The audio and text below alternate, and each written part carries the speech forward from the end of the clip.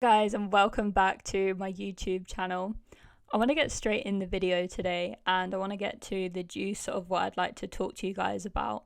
Before I get into the meat and the juice of all of the three things that truly make you powerful as a man, I'd just like to add some context because people will often reach out to me or through a TikTok live and they like to tell me that I'm too young, that I shouldn't be doing this, etc.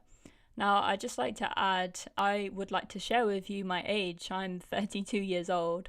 I have been working professionally with both men and women for 4 years now, and I work primarily with men.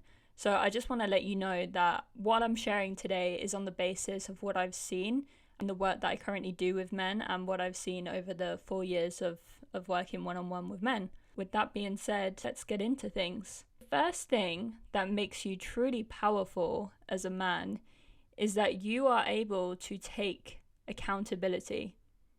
What it means for you to take accountability is that if you really see within yourself you have effed up on something, like you've said the wrong thing in conversation that you've had with your wife or with your girlfriend or with your boss, just anything that you deep down that you need to take accountability for and say essentially, hey, I messed up and therefore I need to recognize and share with you, to verbalize with you that I've messed up and I've made this mistake. That is you taking accountability. And it really makes you powerful because you're coming from integrity. You're coming from a place within yourself that it's more important that you are considered by other people outside of you, and not just other people outside of you, but for yourself, that you are an honest man, that you're a man of integrity. Good news with that is that it means that other people outside of you can trust you, and it means that within yourself you can trust you, because you know that when, for example, you've made a mistake, and we all make mistakes as human beings, that's how we learn. We can't really go through life just doing everything perfectly, whatever that means. If you know that you've made a mistake in anything, whether it be your relationship, whether it be with a friend, whether it be with work, that you can put your ego aside and you can really take accountability and verbalize that. That's something that makes you really powerful as a man. The other reason that it makes you powerful as a man and is going to help you to stick out and be unique in your dating and relationship experiences is that I would like to share with you as a woman that professionally works with men one-on-one, having sessions with men. Most men are not able to do this. For most men, it's a lot easier for them to go around life and blaming others. For example, well, I wouldn't have done that had you said this. I only did that because you said that to me. That is completely disempowering yourself, and it's you just giving your power away completely, and it's making you a victim, and it's you not showing up from a place of integrity. Therefore, you are not powerful and solid as a man. That's something that you can change. This is the good news, guys, is that with everything that I'm sharing here, of course, it's something that you can change. I see this all of the time where men have the courage to put their ego aside and really come from a strong, solid place within themselves where they do want to be better and they do want to be able to take accountability for themselves. That's one thing that makes you really powerful. The next one that I wanted to talk about, point number 2, and I just wanted to add as well, guys, is that of course there's going to be other things that make you powerful as a man, but I just wanted to talk about the 3 things that I truly think is something that is holding a lot of men back from having the kind of life, the kind of experience that they want to have. And what I mean by this is that these 3 things are really holding you back from having the dating experiences that you want to have with women, a relationship that you want to have, the finances that you want to have, the work life that you want to have, the health that you want to have, how many holidays that you have in a year. Basically, the quality of your life.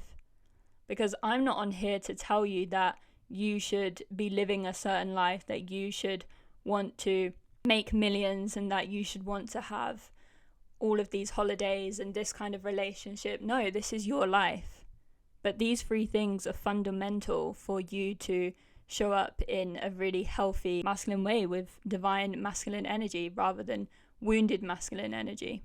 second point is what I see is for most men, when it comes to their attachment style, they're very much avoidant. And I see this a lot. This second one is probably, they're all important, but this is one of the most important things that I see for men in the world today.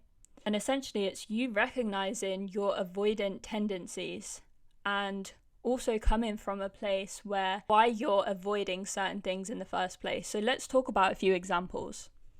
So you might be avoidant. I see this all the time when it comes to dating and relationships. Let's say that there's a conversation that you really need to have with a woman, and you know deep down that you need to have this conversation, but you're avoiding it.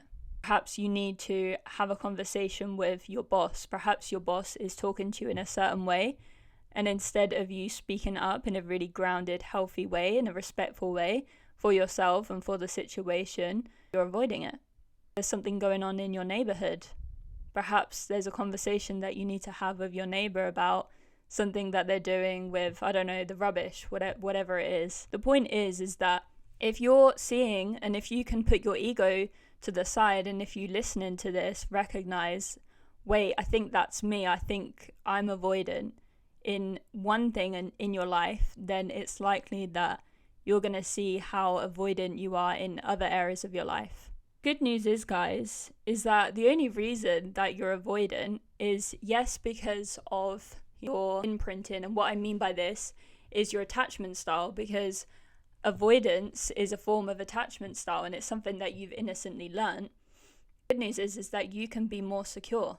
The way in which you can be more secure and more healthy, and what I mean by more secure, is coming from a place where you recognize that, yes, you need to have that conversation with that friend, with that woman that you're dating, with your wife, whoever it is, and come from that place where you can have that conversation. Or perhaps you might need to get back to someone. Perhaps when it comes to your business, you are needing to call conversation with a business partner and you're avoiding that. You can heal this by really seeing and asking yourself and exploring, what is it that I'm avoiding in the first place? Because the thing that I see with avoidant tendencies is, this may sound very simplistic, but essentially what you're doing is you're avoiding a feeling that you don't want to experience. I have this topic in another video. As a side note, essentially what you're doing is you're in your comfort zone. You're in your warm, fluffy blanket. You know that stepping away from the warm, fluffy blanket and leaving it on the sofa and getting up and going to have that conversation with Lisa, going to have that conversation with your boss is going to create some level of discomfort. The fundamental of your experience, guys, is learning to be more okay with not feeling, but with experiencing a not so pleasant feeling. That's essentially what it is. I'm going to go on to the third point. So the third point that makes you powerful, truly powerful as a man, is having a connection to both your mind and your heart. What does this mean? It means that as a man, you have your logic, you have your analytical mind. This logic and your analytical mind has created so many things in your life. Say that you are a data analyst. Let's say that you're a lawyer. Say that you're in engineering. Your analytical mind has allowed you to create the qualifications that you have, which is great, well done. It's then allowed you to have the job that you have. I very specifically selected these industries because these are industries that energetically are very heady. All the energy is here. So engineering, business, mathematics, medicine, it's the energy is often all here. As a comparison, having a connection to your mind and your heart is really helpful.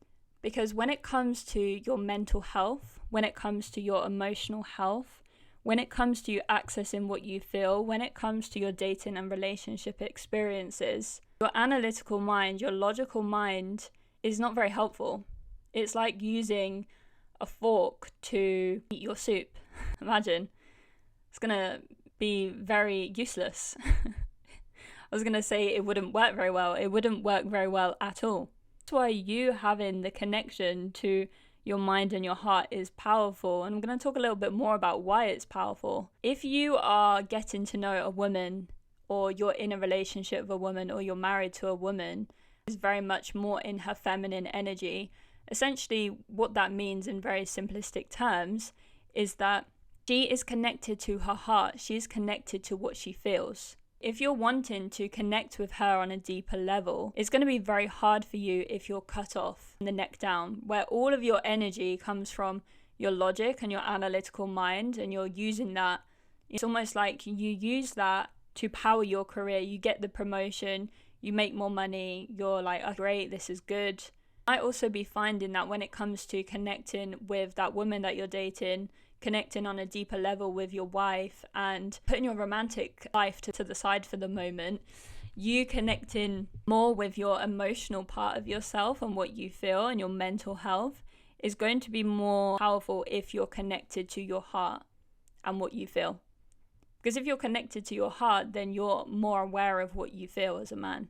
That's more helpful if you're more aware of what you feel as a man, because it might even be as you're able to recognize that I don't feel so good right now, and because I don't feel so good, perhaps, Sarah, we shouldn't have this conversation right now.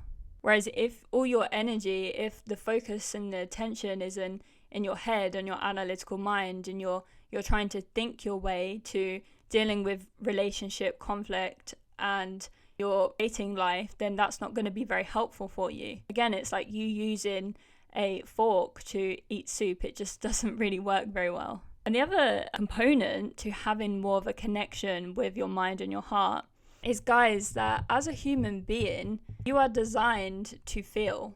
Because if you weren't designed to feel, then how would you have the capacity to be able to feel? It might have been that you've had an experience, a painful experience, a breakup, where it's caused you, whether you're conscious of it or not, to close your heart.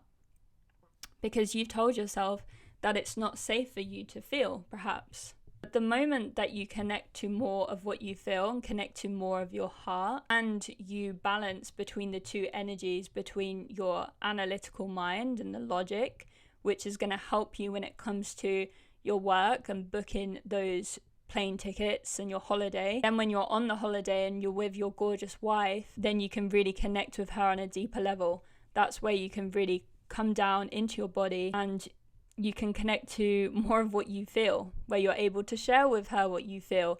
Oh, I'm feeling this, so maybe let's not have this kind of conversation about our relationship right now. Or I'm feeling this about you, so therefore it creates more intimacy, more connection, more depth, more range within your relationship. So can you see how it's almost like as human beings, energetically, we're bouncing between the two? Even me as a woman, I don't like to use my mind when it comes to my romantic relationships, the love part of my life. It just doesn't make sense. Again, it's like me using a fork to eat soup. As a feminine woman, I want to feel in my heart. I want to feel in my relationship. I don't want to be using my head. So the more that you can be in your own heart and connect to what you feel, guess what? It's going to allow you to connect with her. And putting aside your romantic life, you might be thinking, I'm not really interested in my romantic life. That's fair enough. This is going to really help you when it comes to your mental health. Because for so many men, they have numbed themselves. They distract themselves. They move through life. They go to the gym. They throw themselves into work and they're numb. And this is what creates the kind of rates, what we're seeing in people that no longer want to be here anymore, particularly with men. And it's a really big issue and it doesn't need to be. We have come to a completion in the video today. As I said, there's so many other things that can make you truly powerful as a man, but I really believe that these things, and I see that the last thing that I shared in having a connection with both your mind and your heart, the other side component to you connecting more with your heart is that it builds your emotional intelligence. The one thing that women are really looking for more of at the moment is a man that is emotionally intelligent. The women who want to have babies, that are looking for a partner to be a team and raise children, they want someone that is emotionally intelligent. Of course they do. Why would they not? Because they're raising a family with this man. That is so much more important than the car that he drives. I'm really seeing that more and more women care much more about how kind and how grounded he is. And if we have a conflict, is he able to resolve that conflict from a place that's really healthy and peaceful, where he can recognize his nervous system, where he can recognize that he's feeling angry, that he can recognize that he is feeling upset about the situation, and he needs to take space to just regulate his nervous system before stepping back and having a mature adult conversation. Hopefully you found these 3 points really helpful. If you have any questions, feel free to reach out to me. If you would like to take things to the next level and you're curious about how I work and the transformation journey, because what I do is truly about transformation. It's not about having 1 or 2 conversations and your life just completely transforming, because what tends to happen with that is that you haven't gone deep enough. Something that I've seen for myself as someone that has received a lot of coaching is that it's important for you to dedicate the time, energy, and commitment to transformation and going on this journey. So if you feel like you are ready, and if you're curious about the details of how I work, send me a message, because this kind of content takes you about 1%. But actually doing the work and having the difficult conversations and facing things, and you being honest with yourself and having the courage to be honest with yourself and putting your ego aside, is something that is truly going to transform your life. Something that I've seen for myself is that if I've consumed content, it doesn't really transform my life. Personally, I have found that me doing the work truly and facing the things that I needed to face for a long time is what then helped me to create the life that I'm living today and how I feel within myself. So guys, I'll see you in the next video, and I hope this has helped.